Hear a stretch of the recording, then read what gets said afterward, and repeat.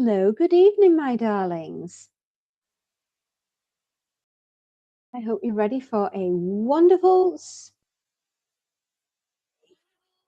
ghost story. Christmas time for ghosts. Hello, another space nut. Oh, bless you. Hello, thank you very much for letting me go live streaming through the studio. Thank you very much. I just realized I have something stuck to my back and it is now gone. There we are, far more comfortable. Now, tonight's story is The Chime Child. This story comes from the year, I'll tell you, in 1991. It's by Ian Strachan, Chime Child, by Ian Strachan from 1991. Another one of my favourites from the Haunting Christmas Tales by Point Horror, a childhood favourite. So you might like this one. It's very atmospheric and incredibly scary. So we'll begin. Myself, I've never believed in ghosts. To me, they are as unlikely as snow on Christmas Day. In other words, against all reasonable odds. But what happened to a young friend of mine last year certainly left me wondering. Tired of all the commercialization of Christmas, her father had decided that they should have a totally different kind of celebration and had rented the old parsonage for them to stay in, buried deep in the Suffolk countryside. My friend Christy, due to celebrate her 13th birthday that particular Christmas day, thought it was boring and a terrible idea and would much rather have spent the time with her friends. Dad was adamant, and 2 nights before Christmas, parents stuffed the car with everything, including Christy's 7-year-old sister Emily, their dog Sam, a Christmas tree, and a load of presents. Of course, they should have known better than to set out when heavy snow began to fall. Even before they left London, Dad would not turn back. Even when they left the A1 and discovered that strong crosswinds were making it next to impossible to see through the driving snow and huge drifts were piling up, he still refused to give in. We're more than halfway there, he pointed out. It'd be far worse trying to go all the way back. Last, after a journey that had taken them twice as long as it would have normally, they arrived, exhausted, in a howling blizzard outside the house, already buried up to its windowsills in snow. Take essentials for now, Mum shouted as she climbed out into the howling wind and unpacked the rest in daylight. Christy rescued Emily, who was almost blown over sideways as the enormous bag she was carrying got caught in the full force of the crosswind.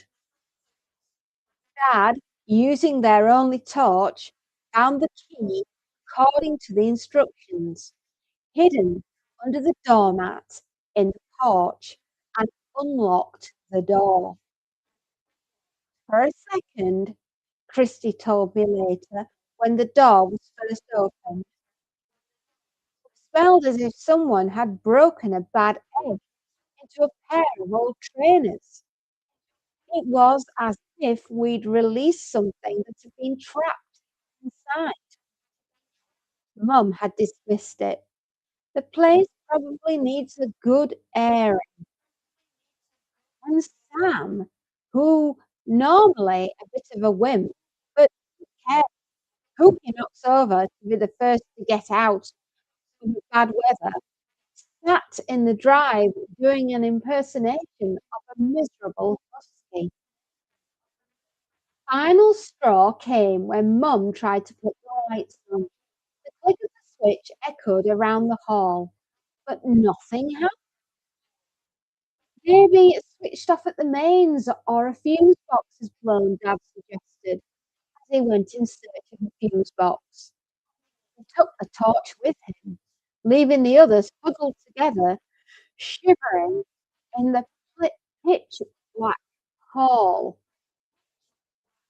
Moments later, he returned, shaking his head. Everything's switched on, and I've checked all the fuses. The wind must have brought down one of the power cables. We'll just have to manage without electricity for the time being. Mum sighed. That means there's no heating, and unless we can get that old stove going, we can't even boil a kettle for a hot drink. I found some candles, Dad said from the depths of the cupboard he was exploring under the sink. Now that was how they went to bed that first night, carrying candles stuck in saucers up to the rooms, so cold their breath hung in clouds, and scrambling half dressed into damp beds. Well, you got your wish, Dad, Christy muttered to herself through chattering teeth. She lay in bed, watching the distorted shadows, the guttering candle projected across her bedroom ceiling. It really will be a very different sort of Christmas.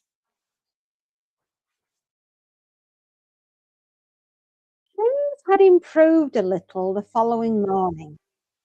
The wind had dropped, it had stopped snowing, and a watery sun was shining. Mum had managed to get the Aga going with the coal shovel. Dad had dug a path out to the car, which was buried up to its radiator in snow, and returned with some of their provisions. By the time Christy wandered into the kitchen, unwashed and frozen to her bones, it was filled with the mouth-watering smell of bacon and fried bread. Even so, Christy and her mother were determined not to stay. Mum, for purely practical reasons. We've almost used up all the candles, and there's only one torch with no spare batteries. Christy couldn't really put into words what she felt, but she was positive. She wanted to get as far away from the house as possible. Even if she could have explained her feelings, Dad wouldn't have listened. He was totally carried away with the enthusiasm for staying at all costs. Gosh, not Halloween, Christmas. Almost all the rooms have got fireplaces, he argued. I found a storeroom round the back full of logs. The place will soon warm up, and there's an old paraffin lamp in the sitting room, which might give us enough light. After all, it's supposed to be an old-fashioned Christmas. What can be better than sitting around a log fire, singing carols by lamplight? "You've got to stay," Emily wailed. "I told Father Christmas I'd be here, but he won't find me."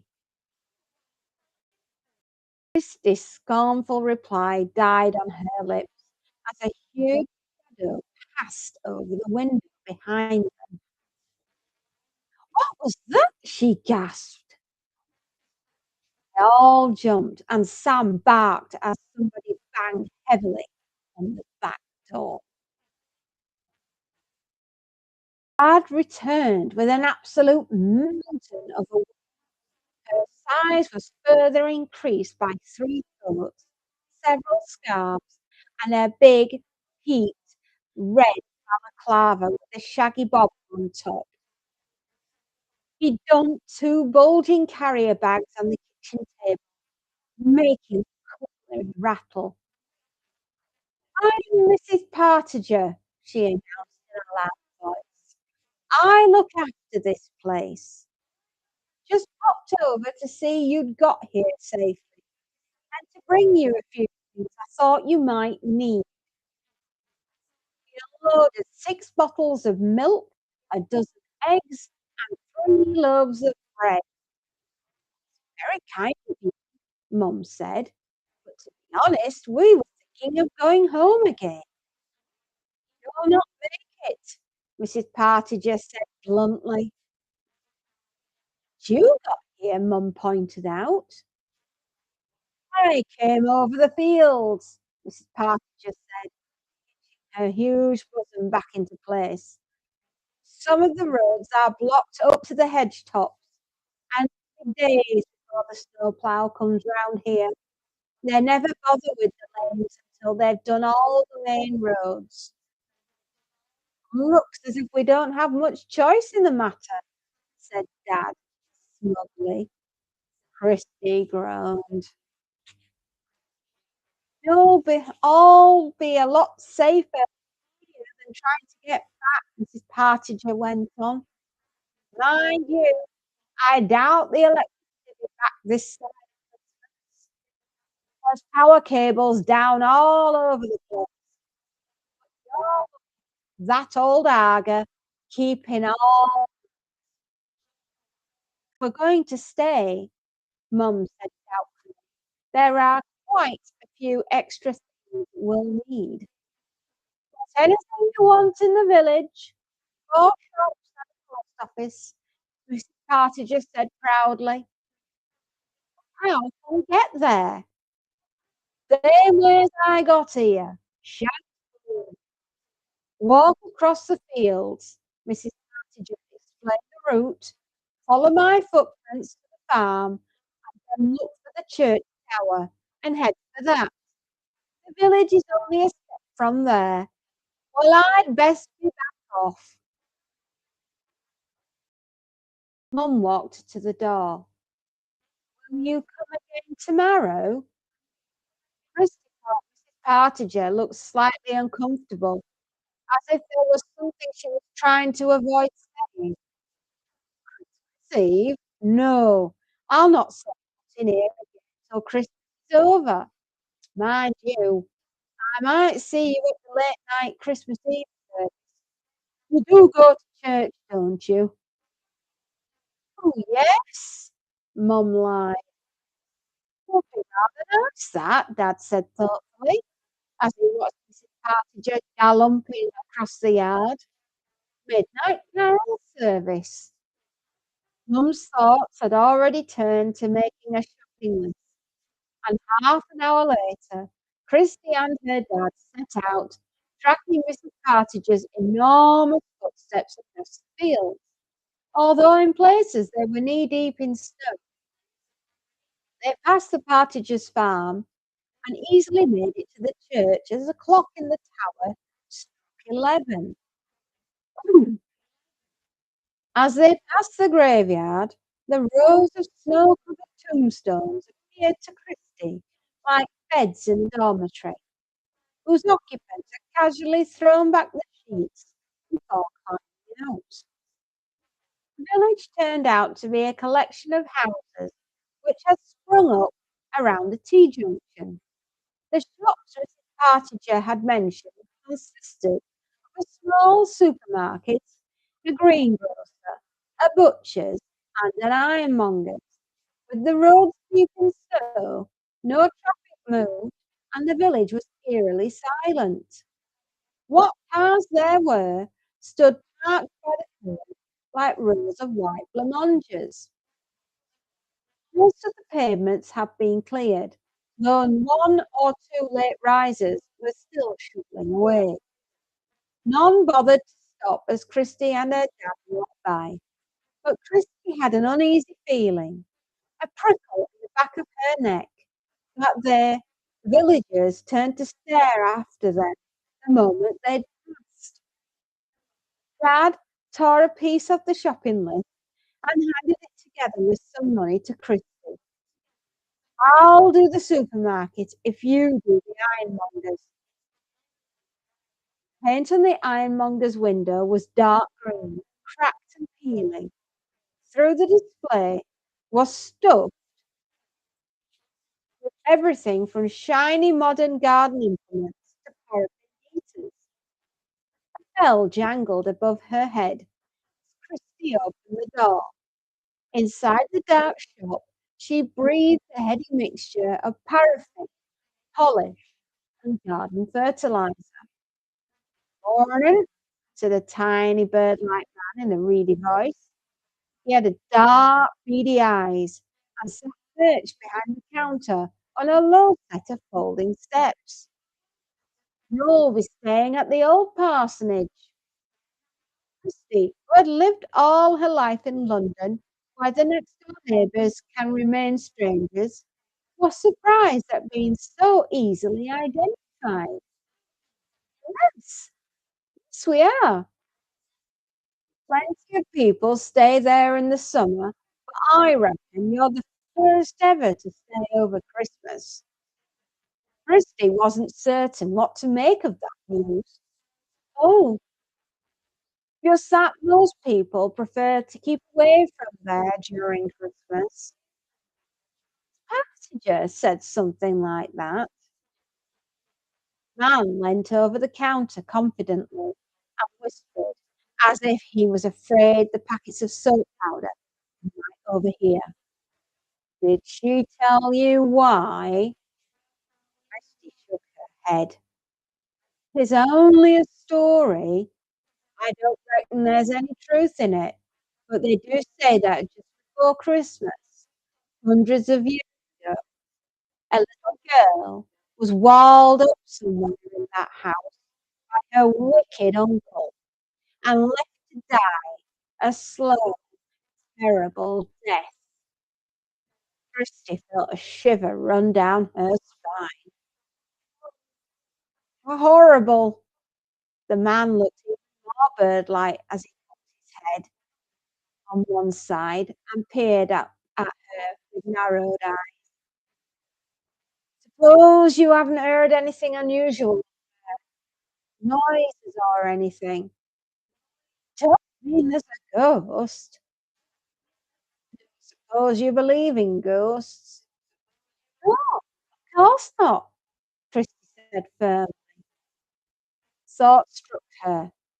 "Anyway, the old parsonage isn't hundreds of years old." "No," the man agreed.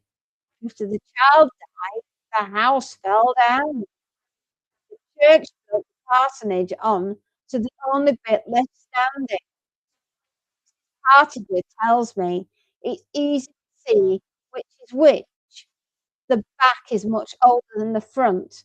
But," he said, changing the subject abruptly, "I can't spend all morning gossiping. What do you want?" Christie, who had long since forgotten her original errand, fumbled in her pocket for the list.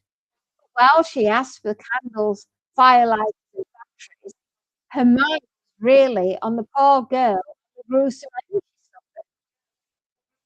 "Is that everything?" the man asked, starting to tot up the cost at the back of an envelope. "Oh, one more thing. Birthday cake candles. Mum forgot to bring any." "Christmas cake, you mean, don't you?" the man corrected her, reaching for a small packet of pink candles. "Both, really. Christmas Day is my birthday. Just" the man looked sharply at her. "What do you mean, just?" "Mum always says she thought I was going to have on Christmas Eve, but in the end, I was born on the last stroke of midnight, so I came on Christmas Day, which is why they call me Christy." "Last stroke of midnight?" the man said thoughtfully. "Then you are very special, aren't you?" Or what's known around here as a chime child. What's a chime child? Said anyone born while the clock is chiming the magical hours of 3, 6, 9, or 12 has special powers. He couldn't resist asking. Like what? I do say they have power over animals. Christy laughed. I can't even persuade our dog not to sleep on my bed. Shopkeeper sighed. I see you don't believe in our funny little ways, but there are things you should know for your own safety, such as all Chime children are supposed to be gifted with a knowledge of herbs and herbal healing and be protected from ill wishing. But those born at midnight are also said to be able to see ghosts and to talk to them.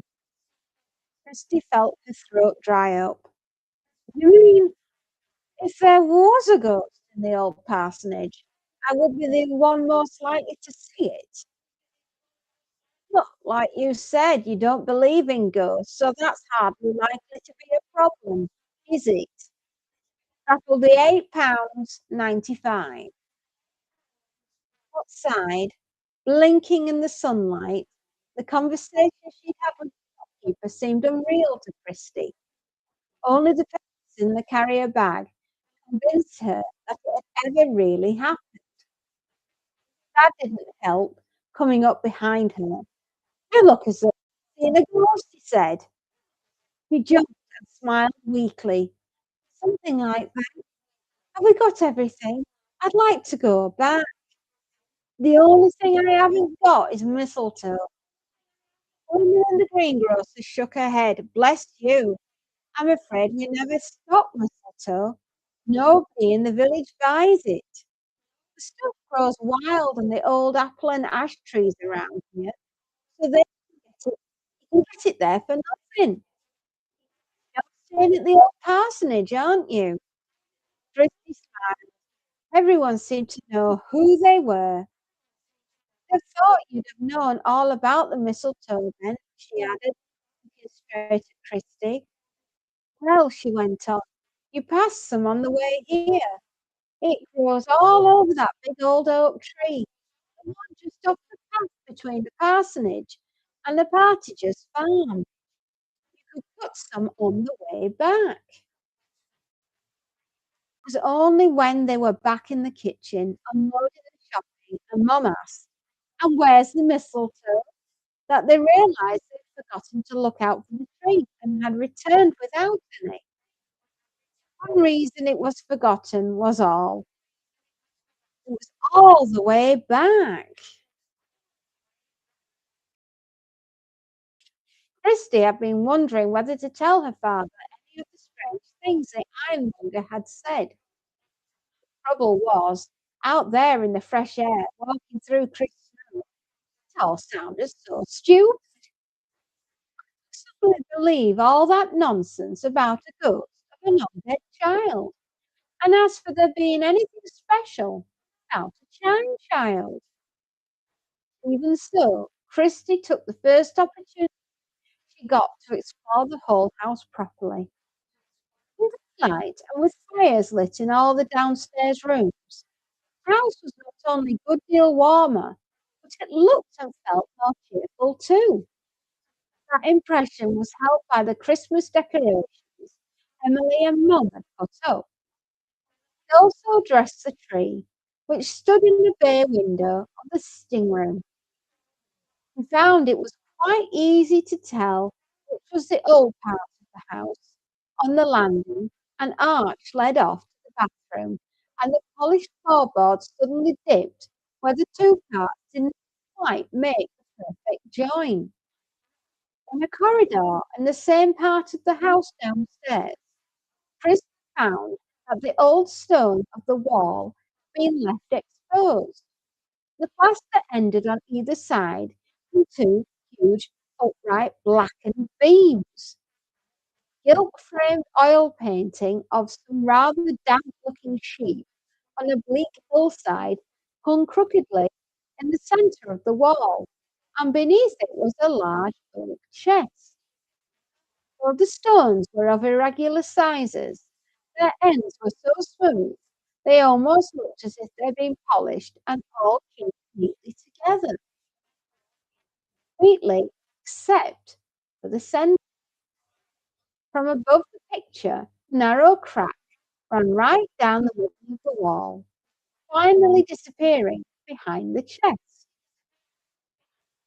"Oh, that picture," Mum said crossly when she came past and adjusted the frame. "Hope that right 20 times again this morning.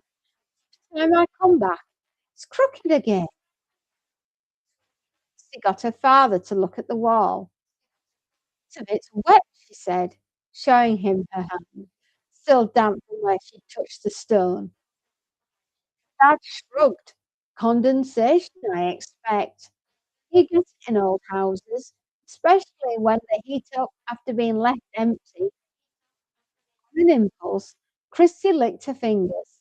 "This tastes salty, like tears, almost as if the wall is crying." Dad smiled. "More likely to be salts leaching out of the old stones." Christy wasn't convinced. "What do you think's on the other side of this wall?" "Storeroom where I got the logs for the Argo." She heaved a quiet sigh of relief. At least there could not be no walled-in skeleton crouched in the secret recess. However, next time she passed the wall, the picture of the sheep was crooked again. Worse still, she was convinced that the crack running through the stones had widened. "I'm positive," she said, taking her father to examine it. "And I'm sure you're wrong," he said. "There's only one way to prove it." He produced a roll of sellotape, which he'd been using while wrapping presents. "We'll stick a length of this across the crack, high up here where it's dry. Then if anything moves, tape will break." Family went to bed early that night. They had discovered there was a limit to what they could do sitting around a single oil lamp. Besides, when the temperature outside dropped below freezing again, the log fire didn't feel nearly as warm to people used to central heating. In spite of hot water bottle, by the time Christy had thrown off her clothes, jumped into bed, and blown out her candle, she was frozen and missing the comforting furry body of Sam stretched out beside her. I had managed to tempt him as far as the kitchen, where he'd spent the day curled up beside the Aga, but he wouldn't go any further. Christy had tried to encourage him to go up with her, but he crouched down, growling, his hackles raised, when they reached the stone wall. "Sam, don't be silly," she said, grabbing his collar and trying to tug him along. But he braced himself so firmly that she'd given up and let him get back into the kitchen, where he bolted under the huge scrub-top table.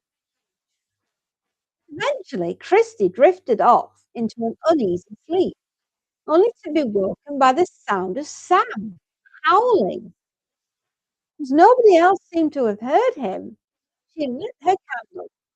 The cold bit into her the moment her feet were out of bed, and she threw on a thick sweater as well as her anorak. Slowly, in case the draught should blow out the candle's fluttering flame, she crept down the twisting staircase. As she opened the kitchen door, Sam's head poked out from under the table. He whimpered a greeting, his tail thumping against the tiled floor, but refused to come towards her. When she tried to get closer, he backed away and began scratching furiously at the back door. Christy, feeling sorry for him, unlocked the door. It was barely open when Sam forced his way through and disappeared into the darkness. heated some milk, expecting to share it with Sam when he returned, but he didn't. She waited. Twice she opened the door and called, but there was no sign of him. As she looked up, noticing that it was snowing heavily again, she hoped he'd found shelter in one of the outbuildings. Was as she was passing the stone wall on her way back to bed that she heard the child sobbing. At first she thought it must be Emily. Her sister was upstairs, and this sounded much closer. "Who's there?" she asked quietly, holding the candle aloft with a shaking hand. Silence. Wondering if she'd imagined it, Kirsty took another step towards the stairs, but the sobbing began again. "Who is that?" There was a short pause, but still no reply. And then the sobbing resumed, this time accompanied by faint moans. Now she knew where it came from.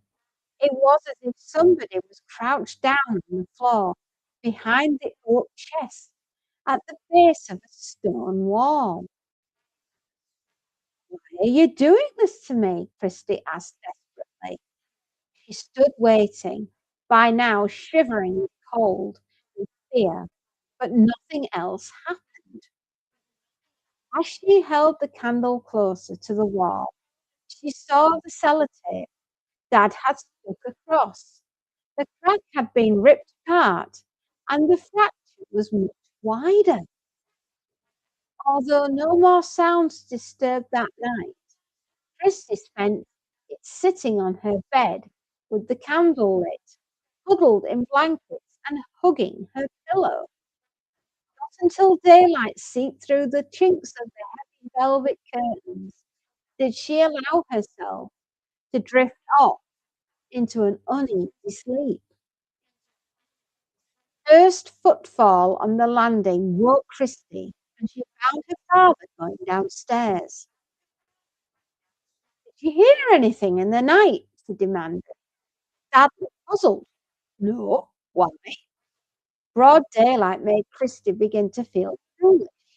She shrugged.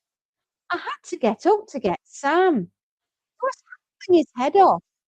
He insisted on being let out." "Silly old thing. Did he come back?" Christy shook her head. "I shouldn't worry. He'll have found himself a cosy nook somewhere. Animals often behave oddly in strange places.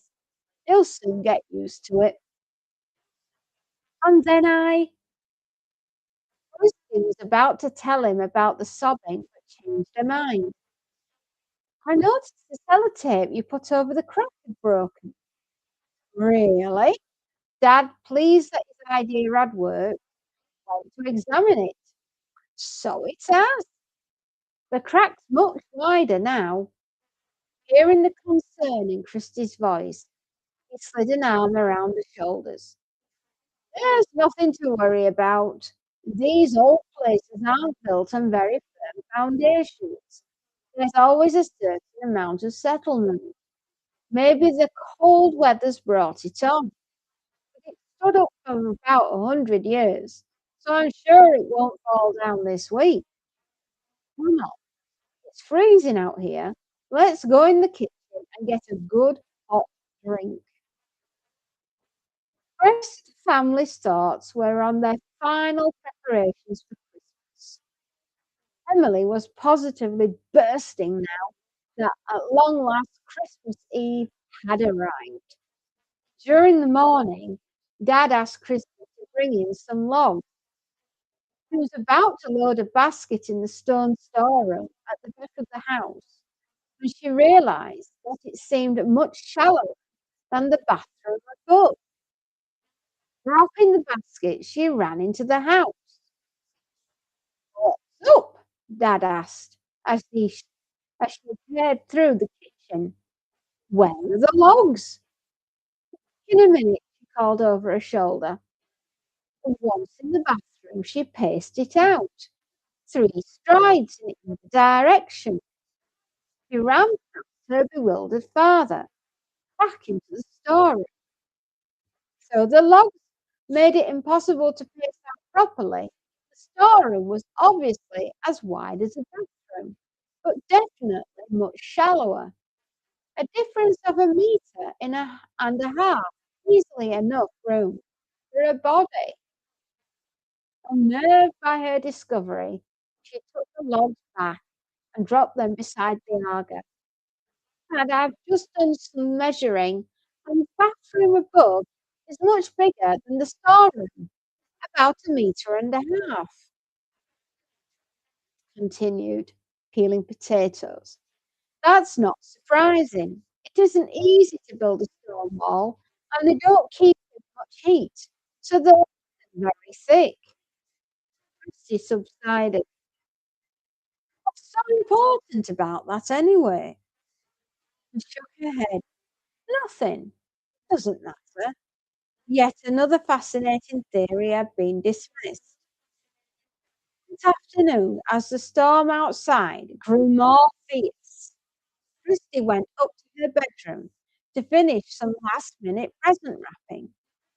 There, glancing along a shelf of dusty old books, she noticed an old local guidebook, discoloured by damp and age. Leafing through the pages, she found the old parsonage. The present Victorian building was erected on the site of a much older stone structure, which may have dated back to the 13th century. Superstitious insist the old parsonage has a ghost. 13-year-old Rachel Soane's parents were killed in a coaching accident, came to live in the original house during the Civil War. Belonged to Rachel's uncle, Ezra Withael Dexter, a Puritan like most people in the area. Ezra Dexter had strong political ambitions, and to further these, he wanted to get his hands on Rachel's inheritance. Rachel had, unfortunately, fallen deeply in love with a Catholic boy, Benedict Salinger, something which, if it became known, would seriously damage her uncle's plans. He forbade Rachel to see Benedict, but she persisted. Shortly before Christmas, in the year 1643, Rachel disappeared, and rumour got about that Ezra had walled up his poor niece somewhere in the house and left her to die. However, Ezra's ambitions were frustrated when he could not find the will. He had forced the girl to write in his favour, only ended after he'd torn down all but a small part of the house, the part, they say, where Rachel's remains lay. Ezra, be thankful Dexter, who many believe became possessed by the devil, ended his days still consumed with wickedness and a burning lust for money and power in an asylum for the insane. For years, until the present building was erected, the house lay ruined. It's called the old parsonage because the new incumbent lived there only briefly, finding it disquieting, and yet another parsonage was built, more convenient to the village. Miss Christie put the book aside with a shudder. The clatter of hail on the window made her look up, and as she did so, the force of the wind blew the window open. Christie was aware of a violent rush of air entering the room. The blast was far stronger than the wind itself, nor was it fresh air. carried a foul stench, which reminded her of the night they'd arrived when the front door was first unlocked. Far worse. With difficulty, she shut the window and raced downstairs. Met her in the corridor. "I thought that smell would bring you out of your hiding place," he said. "You noticed it too." Alas, she thought, somebody else was sharing one of the sensations she'd been suffering alone. "I think baking bread gives off the most wonderful smell in the world," Dad smiled. "Baking bread? Surely you can smell it." Esther sniffed. Above the horrible odour that still lingered in her nostrils, she could detect the first whiff of the aroma her father was savouring. "Yes, I can," she said, turning back into the stairs. "It'll be out of the oven in a moment. Aren't you staying for some?" "In a moment," she murmured. As she went back to her room, Christy wondered if she was simply making something out of nothing, or if she was going mad. Crumbling wall, Sam's fear of the house, that hideous smell, why she was experiencing all these things while the rest of the family carried on as usual, unaware of anything strange. "Because I'm a Chime Child," she said sarcastically to herself. What a load of rubbish. Was it? Hadn't the ironmonger told her that a Chime Child was supposed to be aware of people and things other people were not? Evening, when they set out for the carol service, the worst of the storm had passed. Most of the village seemed to be there, including the ironmonger, the greengrocer, and Mrs. Partridge. Church was beautifully decorated, and for the first time since they'd arrived in the village, Christy felt comfortable. She enjoyed the service, especially singing familiar carols and hearing the clock above them strike midnight. Afterwards, Christy's mum and dad smiled and nodded at the villagers who were standing chatting around the main door. They had moved on down the path with Emily when Mrs. Partridge touched Christy's hand. "I just wanted to say we're all very glad you've come." Assuming she was referring to the family, Christy smiled. "Thank you. We enjoyed the service very much." "Oh, no, I meant that you'd come to the old parsonage for Christmas. Particularly." About the way she stressed the word brought back all Christie's uncertainty, but she managed to say politely, "I'm sure we'll all enjoy it." Cloud passed briefly over Mrs. Partridge's broad features. "I hope you do," she said earnestly, and then hurriedly left Christie to rejoin her husband. She ran down the path to catch up with the others, who had already gone through the light. As she pulled back the catch on the gate, she noticed Peter lurking in the shadow of the arch. He drew back, but his voice was comforting. "Don't be afraid. I'm only here to offer help." "Who are you?" "One of the ancient order of Druids." A shaft of moonlight briefly pierced the scudding clouds and revealed a tall figure dressed in long flowing robes, with a hood which hid his face. Stretched out a hand towards her. When he opened it, Christie jumped, for a knife lay in its palm. The Druid said quietly, "Take it." Cautiously, she obeyed. about 15 centimeters long, both its blade and the ornately carved handle, which were made of the same yellow metal, appeared to glow. "Is it gold?" Christy asked. Owl head nodded. "Remember, to retain the power, cut only with this." Staring at the knife in her hand, Christy demanded, "But what? The what power? What are you talking about?" But when she looked up, the figure had disappeared. "Come on, Christy, we're all waiting," her father called from the field. She hurriedly thrust the knife into her anorak pocket and ran to catch up.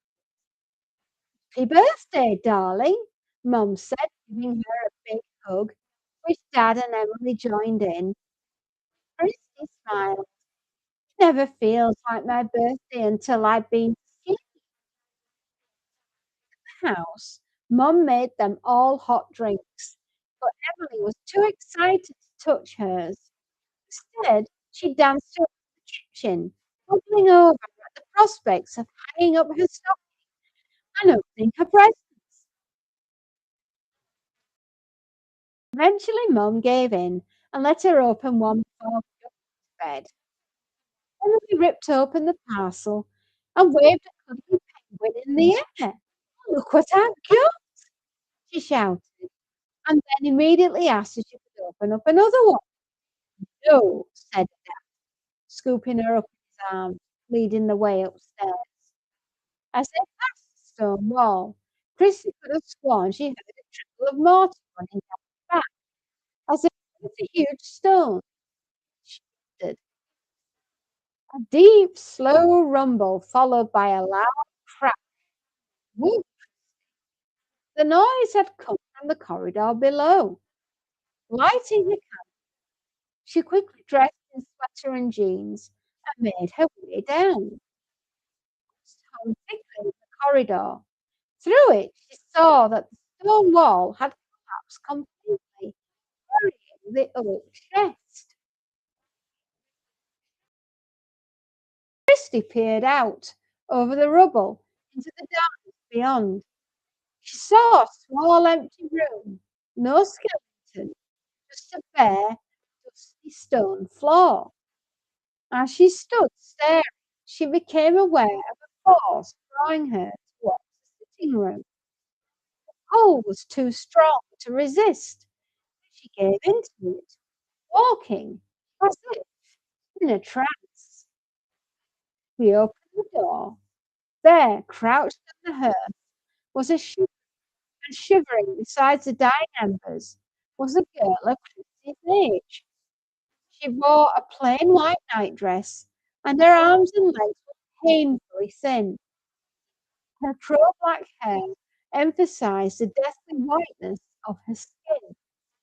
There was no doubt in Christie's mind that this was poor wretched Rachel Stone. Nothing surprised Christie. The first was how solid Rachel seemed. The second was that Rachel appeared to be more afraid than she was, though not of Christie. "Christie, I thought you were never coming. I've waited so long for your help," said the girl. "I came when you cried the other night. Why didn't you answer?" "That was too soon." "What can I do? You've been sent to use your special powers against the spirit of my uncle Ezra." Christie shook her head, baffled. "Don't understand." "If you're both," she was about to say dead, but changed her mind. "If you're both ghosts, how can you harm each other anymore?" "Because he is filled with the devil's power. For centuries, he had tried to drag me down with him into never-ending torment. Only when he is finally dispatched can I be truly free of this place and join my beloved Benedict in everlasting happiness." Christie felt helpless. don't know what to do. You will know when the time comes, and that will be soon. How do you know? I died at 4 o'clock in the morning on the 15th of December, Rachel said in a matter-of-fact way. Then you're safe, Christy cried. Christmas Day, 25th of December. So your anniversary's past. Rachel slowly shook her head. No, you forget. Some 100 years after my death, the calendar was changed, and the 15th became Christmas Day. Uncle Ezra holds to the old calendar. Year after year, he seeks me out at the exact time of my death.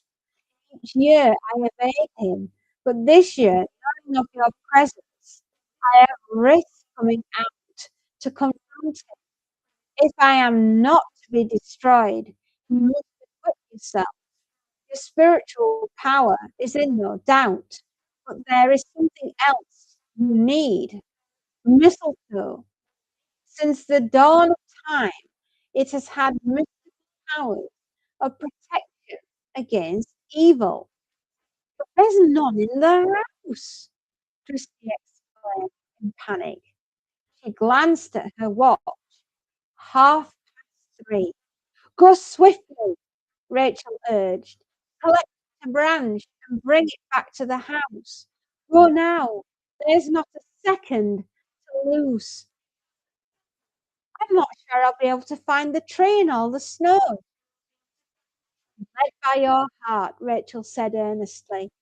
But above all, be swift. She raced out to the kitchen, pulled on boots and her anorak, grabbed her father's torch, and drew back the bolts. Sam barked, but did not show himself. He ran across the slippery stones of the yard, heading for the path towards the farm.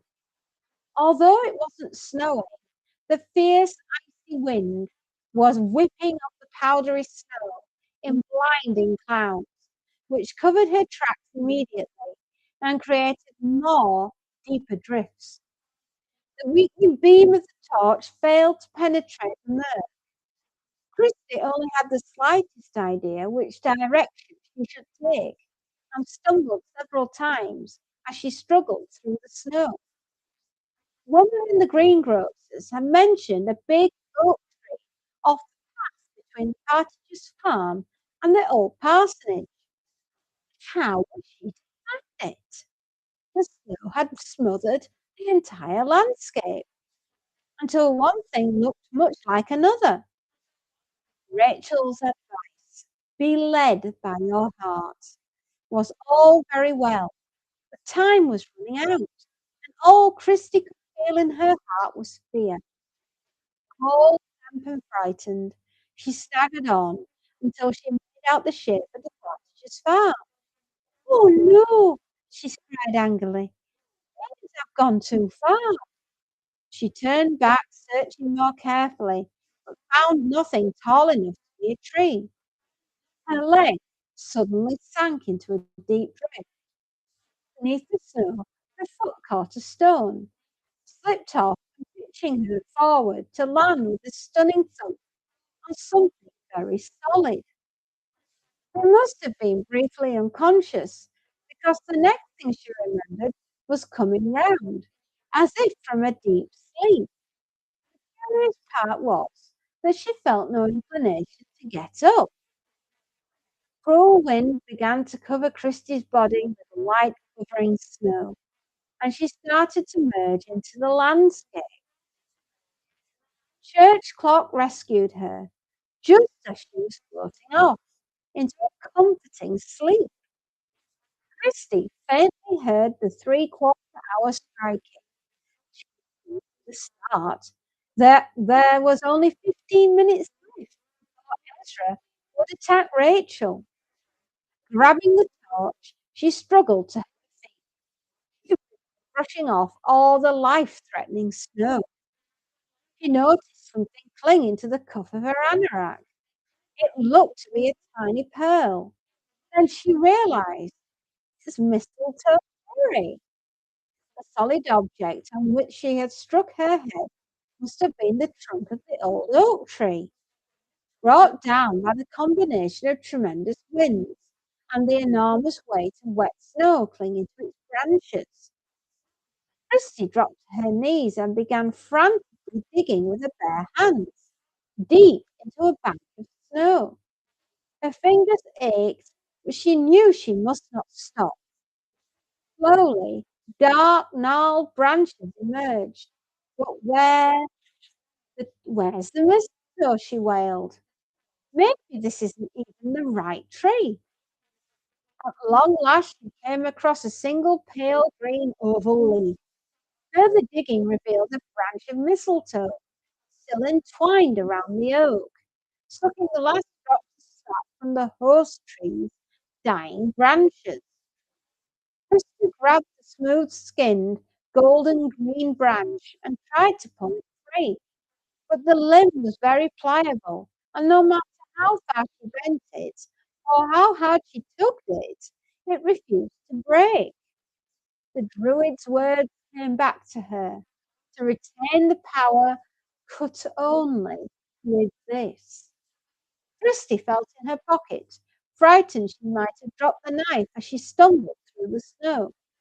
Her hand grasped its carved hilt, and by the dying light of the torch, she put the golden blade to the branch. The knife cut through the wood as if it was an oar parting water. For a few moments, as the final strand of the bark split and it separated from the oak, the mistletoe gave off a golden a glow which seemed to come right from the core of the wood. The search for the mistletoe had been bad enough. The return journey proved even worse. The torch battery soon gave out, and Christie trudged on blindly, fearing she might be walking in circles, until suddenly, above the roar of the wind, she heard a familiar sound. From her left came a distinctive sound of Sam howling. Using Sam as a homing beacon, Christie took off as fast as she could and discovered to her surprise that in her moment of deepest despair, she had been only 12 metres away from the old parsonage. Sam stopped the moment Christie set foot in the yard, but although she made such much of him for rescuing her, he refused to go near the house, but slunk away to hide in one of the outbuildings. The house stood dark and totally silent. Christie hastily lit a hurricane lamp and checked her watch. Gone 4. Perhaps she was already too late. Cautiously, she made her way back towards the sitting room. Without warning, Christie suddenly felt herself hurled backwards against the stone wall by some strong, invisible force, swept by her, accompanied again by a hideous, rank odour. He ran into the sitting room. Rachel lay motionless on the hearthrug in front of an almost dead fire, half hidden by the settee. Her face was pale and drawn, her lips blue with cold, her eyelids fluttered weakly at Christie's approach, and her lips parted. "I thought you were never coming. Uncle Ezra is near," she murmured. "I can feel his presence drawing away my strength. What do I do with the mistletoe now that I've got it?" Christie asked. "First, put a sprig for me to hold. If else fails, will be my final hope." She did as she was told, and Rachel clutched it with both hands on her chest. Use the golden knife but a sharp point on the end of the main branch. You must drive it into his heart. Christie's hand shook with fear as she thought, while she pared off the bark. She had just finished when she heard the word roar of a man's voice. Though it seemed to come from outside, it was so loud, It enveloped the house.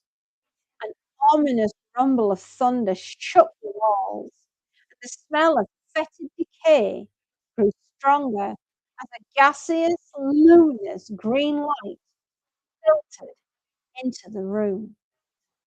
Ezra, the thankful Dexter, stood framed by the open door, every bit as substantial as Rachel. He was a short, fat man dressed in faded black, his hair, cut in the parliamentarian style, hung in grey rat's tails about his podgy face, from which his two piercing green eyes looked out. "Rachel," he shouted, "your time has come. This year I will take you back with me." Christy was quivering, but she managed to say haltingly, "No, you won't." Ezra swung around on her. "Who are you, boy?" "I'm a girl, and my name is Christy." "What kind of girl? To shamelessly expose herself in men's clothes." He dismissed her with a curt wave of his arm. "Whoever you be, these things don't concern you.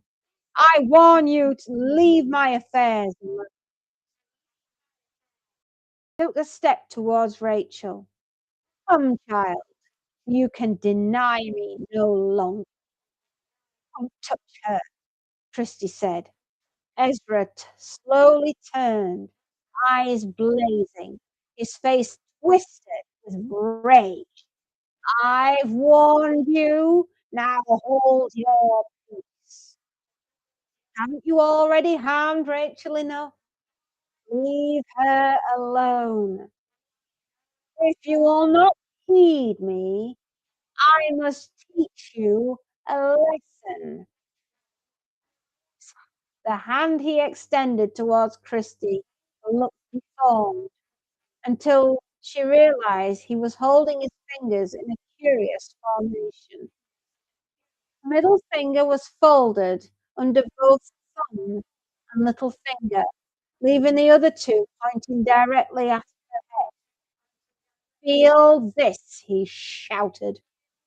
With a sharp crackle, a bolt of blue-green light burst from his finger ends. Christie felt something like a hammer blow hit her as she crashed backwards into the furniture. Utterly dazed, she tried to shake her head, but found she couldn't. Worse, she couldn't see that branch of mistletoe she'd been holding behind her. She'd dropped it on the floor, and it had been kicked under the settee. Helpless, she watched while the evil old man waddled towards Rachel. She tried to call out, but her tongue seemed to have grown too large for her mouth, and she could only manage a burble of sound that sent a dribble of spittle trickling down her chin. She tried to wipe it away, but all the power had ebbed from her muscles. Ezra read the panic in her eyes and gave a grim smile, but his expression changed when he bent over Rachel and saw the mistletoe she was clutching. Turned back on Christie. "Is this your doing?" Christie tried to nod, but her head fell forwards on her chest, and it took an enormous effort of will for her to laugh again. "You meddle with things you cannot understand," he warned her. "Powers from the old days of mystic superstition that were best forgotten." As his hand brushed against the mistletoe, he leapt back, clutching himself as if scalded. Taking the long brass poker from the hearth, Ezra tried to dislodge the mistletoe from Rachel's weakening grasp. The poker glowed white hot, and he dropped it onto the fireplace with a howl of anguish. "Seems," Ezra said with a snarl, as he shuffled across to Christie that what you have done, you must now undo. Just space close to hers, and Christie smelt the foul breath which oozed from between his broken, yellowing teeth. The numbness which had soaked through her limbs prevented her from escaping, yet, to her own surprise, she found she had regained the power of speech. "Keep away from me," she said defiantly. "Stop telling me what to do," he commanded. "You have no authority, but you will be useful to me." His eyes seemed to bore deep into Christie, and she became aware that the use was slowly returning to her muscles, although her veins to be filled with ice. "Come with me," he said, dragging her towards Rachel. He did not have to pull hard. Through the paralysis and gone, her arms and legs remained weaker than a rag doll's. Besides, he had hypnotic power, which compelled her to obey. He ordered Christie to kneel beside Rachel. "Take that off, that vile thing! Take it off!" Against his will, Christie was about to remove the sprig of mistletoe, and out of the corner of her eye she saw the sharpened end of the branch from which it had been cut, poking out from beneath the settee. Unaware of her thoughts, Ezra roared, "Do it, girl!" Christie remained frozen. She could feel a tremendous battle raging between her own will and his. Even as her hand reached out for the branch, something unseen prevented her from touching it. She tried again. This time, with an enormous effort, she forced her hand through the invisible wall. She grasped the branch and felt warmth flowing back into her body. With one swift movement, she pulled the branch from its hiding place and sprang up, brandishing it. "Think to threaten me," Ezra warned, but his face paled and his hands trembled. He rushed at her, and without thinking, Christie hit him with the only thing available, the mistletoe. The result was astounding. The branch caught him where his arm joined the shoulder. As it struck, there was a vivid golden flash, a rank smell of flesh burning, and Christie watched in horror as Ezra's hand and arm sizzled and withered in its sleeve. He let back with an agonizing scream, then, with his remaining hand, attempted to aim another bolt of green lightning at her. He tucked it behind her only shield, the mistletoe. Though the branch rattled in her hand beneath the impact, the lightning was deflected, as if by a mirror, into the far corner of the room. Realizing the power of the shield, Christie began to pursue him, making certain that she kept the branch between them, lunging at him with the vicious point. He fended her off by hurling vases, paperweights, and framed photographs, but Christie began to sense victory. They circled the room, knocking over the Christmas tree and scattering presents, until she had him cornered beside the fireplace. There was only a stride between them, and she was about to drive the stake into his body when he snatched up a little stool. Lifting it high above his head, he brought it crashing down on Christie. He staggered back, sprawling on the floor, close to Rachel, and as she knocked over the hurricane lamp, and the silk burst into flames. Too late to realize that she had again lost the mistletoe. Ezra fell stiffly over the branch to prevent her retrieving it. "Ah, have you?" snarled. "Now we'll play the game my way." Take stuff away from Rachel. Then dancing around her, Christy grabbed a spring from Rachel's hand. As she did, she remembered the golden knife, and while she held the mistletoe for Ezra, she snatched it from her pocket. The mistletoe caught him full in the face, leaving a livid imprint on his skin. He cried in agony, staggered forward, clutching his injured face, tripping over the rumpled edge of the burning hearth, and fell. As he toppled toward her, Christie screamed in terror. She tried to roll out of the way, but as he landed, he was impaled on the golden knife. She struggled to be free of him and scrambled to her feet. She watched, transfixed, the body of Ezra's thankful Dexter crumble to powder, caught alight, burned with an intense heat. There was nothing left, nothing but the knife, twisted by the heat, bearing an ugly green stain on the blood like verdigris. She was busy beating out the dying flames on the rope with her anorak. Rachel stood up.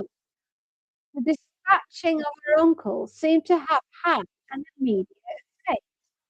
Colour was already flooding back into her cheeks. "Thank you," she said. "Oh, thank you." "What happens now?" Christie asked. "Only this," Rachel said softly. She took from the pocket of her nightdress a crumpled paper with a single faded word, "Will," on it. Rachel dropped the paper into the fire and watched the charred remains disappear up the chimney.